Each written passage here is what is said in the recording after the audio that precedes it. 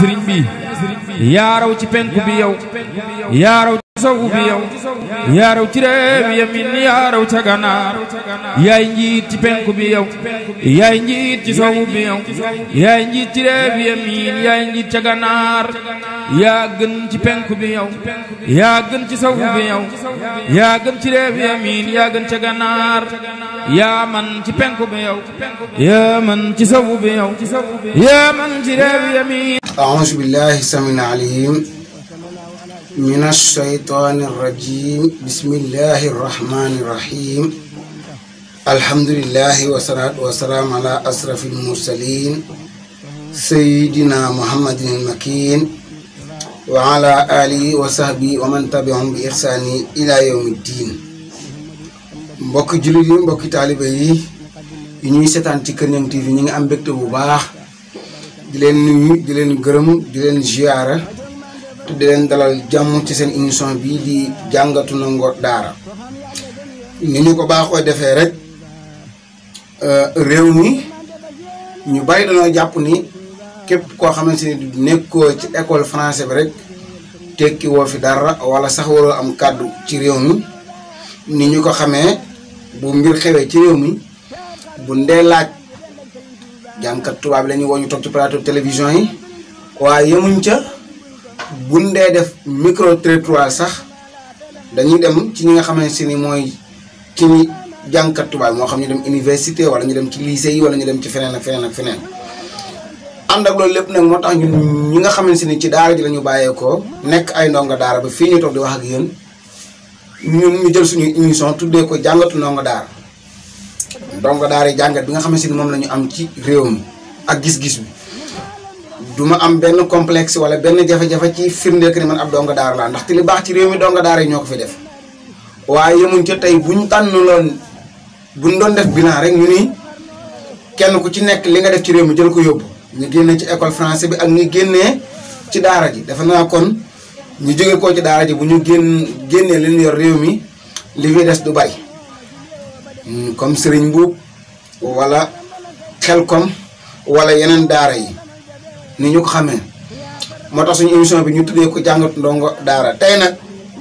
ñu ñëw ngir bëgg a waxtaanee ñetti mbir bi ci njëkk mooy mbiru Wally Seck ak taxawaay bi mu ci am moom jëmmam Wally génn def déclaration bu taratar menace nit ñi wax yoon ba joxe ay plainte yu jëm ci nit ñi mu concerné mu demee ni oustaz Makhtar Sarr dinañ ci ñëw ci ni mu gën a yaatoo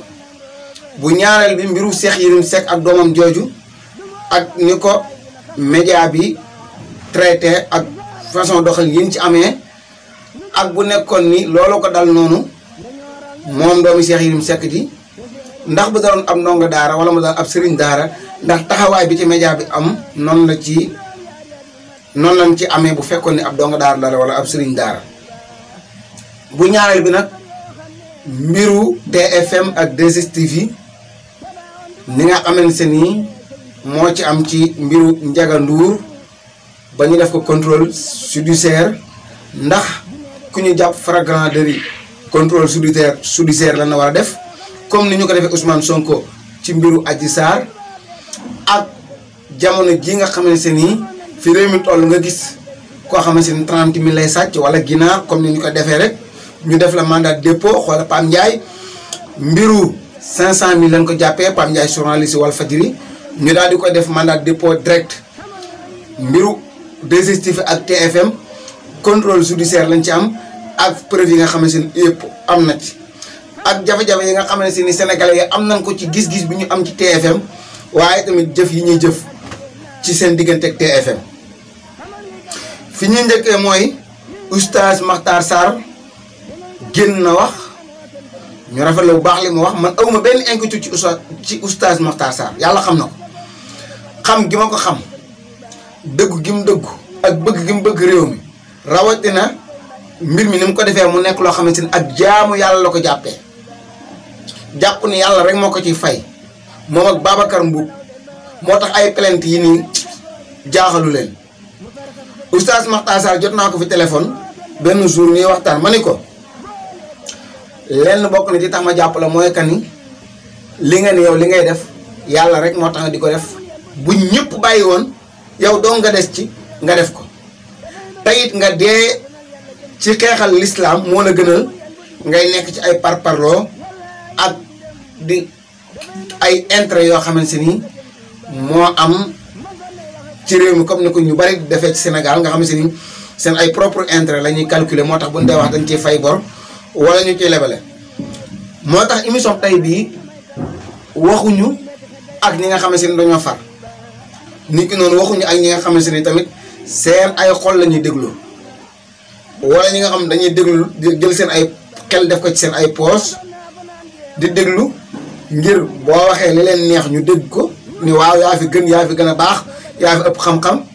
boo waxee lu leen intéressé wul ñu dangaa dof dangaa far nangam sàngam déedéet ñun ñi ñuy waxal mooy ñi nga xamante ni dañoo jël seen ay xel di ko jëfandikoo boo leen waxee ñu jël seen xel analyser xool ba xam li leen wax ni jariñ na leen bu leen dee jariñ ñu jël bu leen jariñu tamit ñu xam ndax bari na ci sénégalais ñoo xamante ni liñ bëgg a dégg rek la ñuy bëgg a dégg loo leen waxaat ci luñ bëgg te dégg ñoom dañuy jàpp ni moom dangay wax noonu sa waxi bopp rek bari na ci sax média bi ñoo xamante ni ndeysaan dañ leen a topp ci loolu li sénégalais yi bëgg a dégg rek lañ leen wax au lieu que ñu xool dëgg ji ak analyse mbir yi teg ko non non sénégalais yi li leen bëgg a dégg waaw ñu continuer wax ci ak ñoom bëgguñu koo dégg ñu teg wax jooju ne leen ñun nag xoolul li nit ñi bëgg a dégg ak li ñu bëgg te dégg liñ jàpp ni am na lu ca laxasu am na lu ca war a feeñ am na luñ ca def ak luñ ca bàyyi loolu la ñuy wax ku ko jël analyser ko ak sa xel xayrun ku ko dégloo xol tamit foo ci faree rek nga xam ni loolu la yàlla def. moo tax Oustaz Makhtar Sarr courage am ak dëggoom ak gëm l'islam ak projet yu bari maanaam ay xeex yu bari yu mu fi addu yéen nañ fàttaliku émission boobu nga xamante ne defoon na ko ci mbiru wiiri wiiri ak Ahmed Khalifa Niass ci loolu moo waxoon ci takku sëy du ma ci dellusiwaat taroon na trop waaye gis nga taxaw ba mu ci am rafut ak mbiru daara rafut mbiru coronavirus bi ñu tëjee jàkkee jumaa yi rafut kon tey jii doog a defe naa du ay plainte Wally Seck mooy tax mu jug te mbir moom li ci waral leer naa ñi mooy kan Oustaz Makhtar Sarr moom ci boppam wax na ko nee na moom ci jëmmam musul te yëkkati kàddum ne Wally Seck góor jigéen la wala mu ne homosexuel la noonu daf ni waaye dafa sol tisetu góor jigéen ñi daal di félicité Wally ci seen compte Twitter mu sol ko ci bis boo xamante ni góor jigéen ñi dañuy félicité dañuy symboliser seen li nga xamante ni mooy bis maanaam dañuy màggal seen bis mu sol ko ci concert loolu Oustaz Makhtar Sarr wax te loolu ragal naa ni ñun ñëpp gis nañ ko Coupe d'Afrique bi ñuy passé Wally bi mu def concert di ko jagleel supporters Sénégal yi bu soloon maillot Sénégal ñu ne voilà lii de moo gën a jekk mais t-shirt arc-en-ciel la sol yemu ca ak façon colinam yi muy sol bu nekk ci ay soiréem ñëpp teg nañ seen bët moo xam concert bi mu doon def Suisse ak yére boobu mu soloon moo xam concert bi passé ak body boobu mu soloon ak pas d'éléphant bi ak yeneeni col ak yeneeni comportement loolu la ñuy dénoncer ak saag yi mu gàddu yu demee noonu mais waxuñu en tant que Wally Seck góor jigéen non non dan ni col yi muy col nga xamante ni col yi du colu góor colu jigéen la ak saag yi muy gàddu ba mu génnoon jéggulu loolu la ni na ko bàyyi ndax day promouvoir góor jigéen mais pas en tant que Wally Seck pour muy leer rek xoqatal ak tiital menace ay plainte tiitalut ki nga xamante ne yàlla tax muy def déedéet yonent bi sallallahu alayhi wasallam du ma tàyyi di ko jël exemple keroog ba waa Màkka daje ñii di ko tiital ñii di ko xupp ñii di ko ger ci wax ndax Abu Talib bàyyi moo ñëw ni ko yow sama doomi mbokk te nga bàyyi li ngay woote musal ma musal sa bopp muy diine ji islam ji muy woote waa Màkka taxaw fële ni ko bu ko bàyyiwu danañ ko rey danañ ko def nangam sàngam yonent bi sallallahu alayhi wasallam wax daan ni yow sama baay maa ngi waat yàlla ni bu ñu doon jël weer wi di ko teg sama loxo ndeyjoor di jël jant bi di ko teg sama loxo càmmoñ ngir ma bàyyi lii may woote du ma ko bàyyi mukk lu yàllaa ma ko bàyyi wala ma am ko loolu mooy ak ngëm yàlla nga xam ne si ne xool ki koy neexal ak ki koy xub moom li yàlla digle rek la def xool nit ñi danañ gëm wala duñ gëm moom daal yàlla lii la wax mu def ko noo ko def digganteem ak yàlla leer nañ la ca des nag yoonu kenn nekku ci oustaz Makhtar Sarr ak ñoom Babacar Mbow ak ñu mel ni ñooñu foofu la ñu nekk li ñuy woote yàllaa tax ñu koy woote buñ ci amee ndam alhamdulilah buñ ci amul ndam ëllëg seen diggante ak yàlla leer na moo tax nit ñi nañu xool mbir yi foofu déedéet buñ ko xool ci ay Wally Seck dañ koy singili dañ ko def déedéet mais ñi naan Wally Seck dañ koy singili am na lu gën a yomb Wally Seck dañ koy singili mooy Wally bàyyil tiset yi nga xamante ni ak saag yi nga xamante ni boo ko gàddoo day indi ay dut wala ay jeexi jaaxa ci askan wi coono ni jeex tàkk chemise yaa ngi fi jean yaa ngi fi tiset yaa ngi fi costume yaa ngi fi yëre olof yaa ngi fi njaxas baay faa yaa ngi fi comme ni ma ko gisee benn suur ma soog ko ci ay vidéo mais na def loolu coono jeex tàkk comme ni ko yeneen artistes yi defee bu ko defee kenn dootu fi dégg te dara mais pourquoi tiset arc-en-ciel ak saag yi loolu mooy question bi bu ñu jël débat bi di ko annuler di ko teg feneen naan ay baayam dafa faatu ñu koy si non non non bàyyi Wally Seck kenn mësu koo dégg ñu jëm ko ci wàllum góor jigéen kenn mësu dégg ñu jëm ko ci wàllum wax yu demee noonu dan ni Wally na comporté woo comportement boo xamante ni du indi ay du indi ay jeexi jaak ay jafe-jafe kenn ku ne dund ci jàmm lii rek la moo tax oustaz Makhtar Sarr yow ak Babacar Mbow ak yéen ñoon di xeex mbirum góor jigéen ak bépp Sénégal bu ci bokk ñu ngi leen di félicité di leen encouragé di leen taxawu di ànd ak yéen xeex bi ba ilaa yow mi diini ndax nit bu dee jëf te yàlla tax warut am lu muy ragal déedéet yàlla gis na mbir yëpp ndax suñu borom subhaanahu wa taala ci boppam képp koo xamante ni moom ngay jëfal wala ngay def te yàlla rek tax moom dina la aaral boppam ëllëg man xam tamit dina la fay ñun ngëm-ngëm boobu lañ am ndaxte ay jullit lan te amuñu droit am beneen ngëm-ngëm bu dul ngëm-ngëm boobu. bu ñaareel bi nag mooy Cheikh Yérim Seck ak doomam jooju di Seydina Aliou wax fa dëgg yàlla ñun yéene woon kenn mooy def na ko su dul noonu yéene woon kenn kaso tamit aussi waaye dafa fekk ni bu ñu dee analyser comme dañ ni wàllum journalisme éthique ak déontologie la muy liggéey bu jaar yoon teg ko ci ngor jaay sa ngor nag nit ñi dañ koo jàppee ci wàllum xaalis kese non non nit mën na jaay ngoram ngir nit ab sëriñ daara wala ab donga daara wala ab citoyen simple bu defee dara ni ñu koy jàppulisee di wax dafa danoo def lii ëmbal na nangam doomam jum nangam élève bi dugg na fii fukki at la am juróomi at la am na wax mais yaa xëyit bu ko keneen defee nañu ko dénoncé comme ni ñu dénoncé lee cooli jeextaat mu nekk bu ko defee équilibre am éthique bi daal di dellu si mais ko bokk ci journaliste yi ngeen koy waxee suñu confrères yi bu defee ñu ni lii kat nangam sangam nangam na nëpp ndaxte suñu mbokk journaliste la mais beneen côté bu ko keneen defee ñu génn dal ci kaw ŋàññu ko takkal ko ay musiba yoo xamante ne kenn mësu koo gis loolu fan la tege bu nekkee ni nag journaliste da nga bëgg a def métier journaliste te mënoo ànd ak éthique ak déontologie mën nga kaa jël tegee ko ne te xam ni yow loolu du sa rôle parce que journaliste warut a far fenn en tout cas bu toogee ci antenne bi bokk wala bu dee wax ndax ñi koy déglu dañoo bëgg a xam li xew bu faree wala mu jéng rek trompé na leen déjà ñiy déglu moom xamatul lan moo ci dëgg ci te dafa bëri sénégalais yoo xamante ni ndeysaan li presse bi wax rek la ñuy jàpp xamuñ ni sax ñii di wax ay nit lañ dañuy am xol dañuy far yow mi nga xamante ni dañoo jàpp ni doo far nag yow yaa war a def tout pour fexe maîtriser sa bopp nga xamante ni lu mën di xew rek même bu nekkee ci sa kaw dal nga wax ne lii de moo ci xew lii de moo ci xew lii moo ci xew après nit ñi ku ci am compréhension baax na ku ci amul tamit ñu xam ne noonu la demee mais nit ñi bu na dee déglu jàpp ni faroo fenn jàpp ni dëgg ngay wax ak di leeral yow nga far ci beneen côté kon boobaa da ngay tromper nit ñi te sa liggéey defoo ko te da nga xam ne am nga cas de conscience li gën a bon nag ci journaliste mooy journaliste bu am cas de conscience c'est-à-dire tëdd sa lal xam ne yow mii sa métier mi nga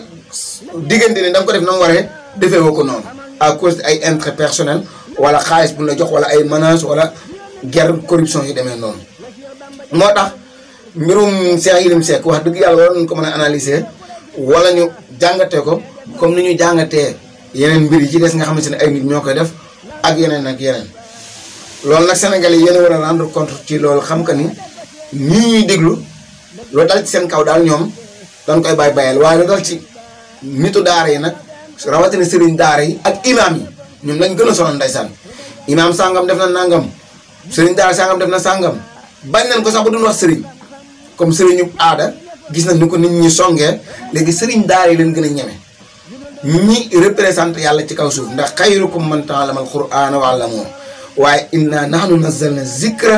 wa inna lahu lahafizun maanaam ñu féete ak alquran gën a néew doole te ëpp doole fa yàlla gën a am représentant ci yàlla la ñuy gën a bund xatal ak di leen tuumaal ak di leen takkal ak di wax ci seen bi lu ñaaw sëriñ si nga xam si ni sëriñu deret la wala sëriñu aada ñu leen kopp-koppal ak di leen bay doonte nekkul ci yoon imaam yi nga xam ñoo représenté yoon sallallahu alayhi wasallam ñu leen def noonu te ba pare ni ñun ay réewum jullit la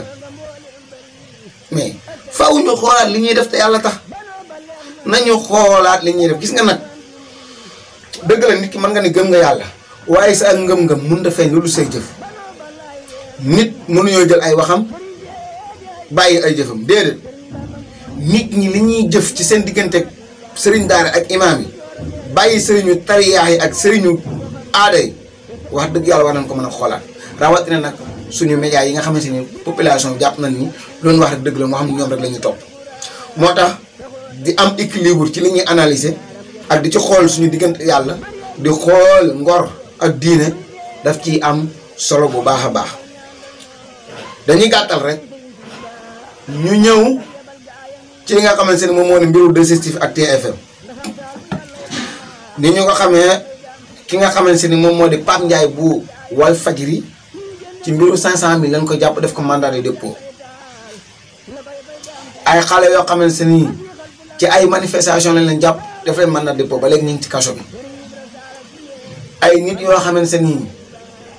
defuñ lu dul taxaw def seen ay déclaration wala ni réew mi jaaru ci yoon na jaar ci réew na jaar ci yoon ñu def leen mandat de dépôt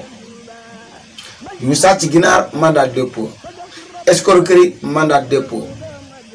tuuma defuñu sax yéen a ngi fàttaliku sëriñ daara boobu nga xamante ne dañ koo tuumaaloon tam bindoon kaamil ci kaso bi ci wàllum yàmbaa kese ci wàllum emprunté ak chauffeur ci oto bu mu duggoon ñu tëj ci kaso bi ba mu am fa juróom-ñaari at ak lu teg tëj ci kaso bi mais yaa xayti mbiru 2STV ak TFM El Hadj Ndiaye wax na ko faruma fenn nag damay nekk rek di analyser fee yi pour muy leer El Hadj Ndiaye sortem bi mu génnee dafa wax leer nañ kuréel gi nga xamante ni moo yor wàllum satellite bi ci àdduna bi te di ko jox ci télé yu bëree bëri ci àdduna bi di leen jox wàllum satellite ñu mën a jàllale seen ay image wax nañ ko ci juróomi point yoon génne wax na ni TFM amuñu moom benn contrat boo xamante ni da leen a mën a permettre ñu exploiter satellite effectivement danañ jëfandikoo ay satellite bu 2STV boo xam ne am na contrat ak ñoom loolu rek xanaa doy na firnde ak yeneen yi xam dolli nañ ko ci yeneen point yi gendarmerie nationale arrêté Ndiaga Ndour muy directeur technique bu TFM déglu nañ ci ñeneen ak ñeneen mais yaa xayti ku ñu jàpp nga def lu mel nii la moindre des choses mooy que ni comme inculpé nañ la ba pare ah yéen wul kenn kaso nag waaye nag comme flagrant délit te ñaari Sénégal yu am problème la bu fekkee yam nañ ci yoon dañ leen a war a def li yoon laaj ci ñoom mais pas ay contrôle judiciaire parce que ñi sàcc ginaar ak xar ak 30.000 ak ñi ñuy tuumaal ba tëj leen ci kaso bi ñooñu waxuma la sax mandat de dépôt waxuma la sax contrôle judiciaire mais amuñu sax ay passeport ay visa ak ay passeport diplomatique yu mën a génnee réew mi bay rëcc comme kii nee nan am na passeport bu mën a génnee réew mi ba rëcc mën naa daw ñu dañ nga def contrôle judiciaire d'accord bu nekkee li mu def garaawul mais bu nekkee li mu def dafa garaaw nag laa moom li yoon wax lan war a def mais ay contrôle judiciaire moom kenn waru ca àddu jëm ci loolu lu demee noonu ndaxte ñu def loo xamante ni gën naa tuuti loolu la ñuy jël yóbbu leen ci kaso bi ay tuuma la gis nañ ko fa tax ñoom dañ leen tuumaal defuñu dara ñu tëj leen kaso mandat de dépôt direct ñoo xamante ni li ñu def dafa leer nañ El Hadj Ndiaye génn wax ko kuréel gi yor wàllum satellite bi ci àdduna bi génn wax ko gendarmerie nationale arrêté Ndiaga Ndour ci lu leer nañ mais yoon bu tëddee njaaxaan naay lu mel ni bu xewee li ci yoon wax lay wax li ci yoon wax lay wax te moom lay def waaye nag kumba am ndey ak kumba amul ndey gi am ci dëkk bi moo tax situation bi mel nii bu amee képp ku am loxo bu gudd kenn du la laal comme mbiru Sonko li ñu ko tuumaal parce que daanaka mooy li ñu tuumaal Pape Ndiaye te Pape Ndiaye tëj nañ ko ci kaso bi Sonko ngi ni ci biti ba léegi parce que askan wi génn nañ manifestation yi bàyyi nañ ñu def ko contrôle judiciaire ci viol la même chose que Ndiaga Ndour nan wax dëgg ji rek nan ko wax rek yàlla tax beneen affaire bi ci des te gën a yéeme gën a garaaw mooy que nit ñi dañuy ceel amul kenn ku jug di ko naqarlu enfin ñi nga xamante ni boog daa leen génn di wax boobu moo xam presse bi yéen porteur de voix yi yéen nit ñi mais léegi sénégalais bi nga xamante ni citoyen simple la def lu tuuti ñu jàpp yóbbu ndungu siin sénégalais bi am doole am tous les moyens sont bons nga xamante ni sax moom bu ñu ko yóbbee ci kaso bi mën na fa nekk nu baax def dara ñu taxaw di ko seetaan ay contrôle judiciaire yu kenn xamul mais sénégalais est-ce que duñu ubbi suñu xel tuuti nag xool ba xam li xew ci réew mi nii jaar na yoon wala jaarul yoon mais loi la ñu wax justice de vitesse réew moom am loi mënu fa am œil pour œil dent pour dent loolu mooy tax réew mi mën a jaar ci yoon mais Samba Ndiaye bu defee ñu bàyyi Cheikh Diop bu defee ñu jàpp loolu mooy justice bu jaar ci yoon mais kon balance boobu ñu def palais de la justice war nañ ko fa mën a génne baa kon boobu balance bi def nii ñi am doole ak ñi amul doole mais balance bi moom mënut a def nii wax dëgg yàlla lii moo tax suñu borom gën a mën ñëpp ci wàllum loi parce que yàlla loo am ci ñëpp lay daal même yonent bi sallallahu alayhi wasallam même mu ñu yónni bu ko suñu borom war a yedd day génn da koy yedd mais buñ ko fi bàyyee jël beneen loi ci situation yu mel nii rek ci la ñuy nekk te defe naa lii doy na firnde sénégalais nag ma am benn appel bu ma bëgg a lancer mënuñoo wax daal ne ñun bëgguñu lii dafay war a jóge ba pare tourner di jëf-jëf yoo xamante ni day mel ni dañ koo bëgg TFM RFM l'Observateur nee na ñu dañoo far nguur ba yegg ci événement mars yi passe ñu dem toj seen siège dal ci seen kaw ndax TFM ak RFM dañoo far nguur gi mais bu seetaan jotee ñu dem seetaani leen ah waaye yéen ñun moom li ñu wax ak li ñu jëf lan moo ci dëgg TFM ak RFM dañoo faral nguur gi bëgguñu Macky Sall dañoo bëgg Macky Sall jóge fi ñoom Macky Sall la ñuy jàppale waaye bu seetaan jotee ñu dem seetaan leen TFM jël na fi chroniqueur boo xam ne dafa faral nguur gi chaque aju mu ñëw toog élection présidentielle yi passé ñëpp ni dafa jox ay résultats bañ yegg ci ni télé yi faratu nguur gi événement mars yi passé ñu dem di leen tëj muy Walfadjri ak Sen TV waaye bu seetaan jotee ku ñu seetaan TFM ñun sénégalais mooy dëgg parce que TFM meilleure émission yi ñu ëpp ñu seetaan Sénégal TFM lay daw muy jàkkaarloo bu nekkee taxo la bu nekk ay débat la faram fàcc ba Papa Ngagne Ndiaye RFM matin bu Babacar Fall ñëpp dañ koy seetaan da ngay xëy ñu ne RFM matin lañ ko invité woon nangam sàngam yeewu leen ba Pape Cheikh Diallo noonu lañ koy seetaanee ak journal bu jotee kazalika mais ñun sénégalais nan la ñuy waxee ne RFM gii ak TFM dañoo faral nguur gi di jàppale Macky Sall dañ ko fee war a jëlee mais à la fin ñi jàppalewul Macky Sall ñu ni ñoom ñooy jaarale ci yoon ñu ànd ak askan wi donte léegi sax xaw nañu wàññi muy waa Walfadjri ak ñooñu duñ leen seetaan bu seetaan jotee ñu dem seetaan Walfadjri ñu dem seetaan yi TFM kon kay waa TFM am nañ raison continuer ci li nekk comme ñoom ku leen seetaan lañ bëgg dañuy commerce dañuy wut xaalis boo leen ŋàññee bari tur dem seetaan leen mooy li Bouba Ndour waxoon rek sénégalais yi liñ lay ŋàññee moom la ñuy seetaan ci yow parce que buñ la seetaan ni toon duñ xam li nga def ba di la ŋàññ loolu waxoon Pape Cheikh Diallo mbir boo ko bëggul nag ni daa jaaru ci yoon dafa far wax fa dëgg yàlla nag boo dee conseil war nga ko fa mën a bàyyi comme RTS ni ñu ko bàyyee bu nekkee li ñuy wax ci TFM dëgg la ci ñun noonu lañ ko war a bàyyee la même chose que ñu bàyyee noonu RFM bàyyee noonu L'Obs mais li leen di may doole ñun ñoo ko yor nee na ñun bëgguñu leen ndaxte faruñoo ak ñun te ñun ñooy continuer di leen dooleel li ñuy wax ak li ñuy jëf ñun sénégalais yi war nañ ko xoolaat la même chose que Macky Sall événement mars yi passé Macky dafa war a dem nangam sangam xeex marché Macky Sall génne tournée économie fu mu dëkk bu mu dem mu fees del pancarte yi jug tàcc yi jug meeting bi neex te ñu Macky baaxu ci réew mi dafay war a jóge à la fin est-ce que kon ñun ñi ngi rendre compte ci li ñuy wax ak li ñuy jëf te nag sëñ Abdoulaye waxoon na nii nit ki waxi démbam ak jëfi tayam boo ko xoolee méngoowul bul jàpp nit ki li ngay wax dafa war a feeñ say jëf Macky baaxul dafay war a jóge dafa yàq réew mi boo wootee meeting du fa kenn dem kon bu boobaa du am courage sax présenté troisième mandat bi ñuy wax ah waaye yow Macky baaxul nangam sangam bu wootee meeting nga dem wuy jug mu wax nga tàcc yëkkate pancarte mais kon day am courage ni ah man ba lay nit ñi bëgg nañ ma xaaral ma dem TFM noonu baaxuñu dañoo far nguur gi nangam sangam te buñ taalee seen télé nga dem seetaan leen TFM bu leen bàyyi woon seetaan léegi ñu bàyyi ay am ay publicité te buñ bàyyi am ay publicité léegi seen télé bi commencé dellu ginnaaw te boobaa nga xam ne Sénégalais bàyyi nañ la ñu delluwaat fan nekkoon mais télé yi nekkal man moom affaire télé yi nekkal ci l'islam moom ay Lamp Fall Almouridiyyah Asfiya Almouride ñooñu moom du leen tudd moom ndax dañ leen a boycotté te neen ay te réew mi neneen ay jullit leen